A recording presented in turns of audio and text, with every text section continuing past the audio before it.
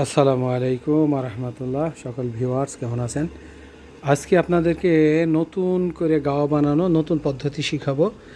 একটু দেখতে থাকুন, আমার সাথে থাকবেন ইনশাল্লাহ।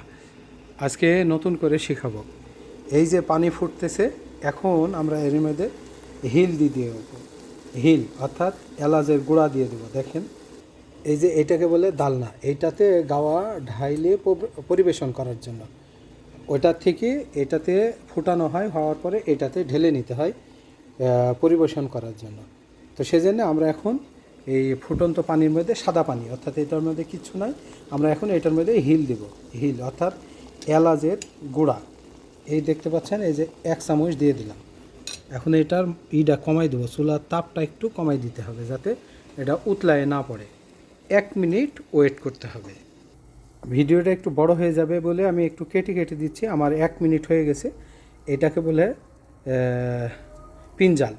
এটার 1 পিনজাল দিয়ে দিলাম, আর একটু দেব, অল্প অল্প একটু দেব, এই যে এই পরিমাণ দিয়ে দিলাম। এখন গাওয়া ফুটতে থাকবে 15 মিনিট মতো। তারপরে অফ করে রাখতে হবে, চুলা একবারে অফ করে দিতে হবে।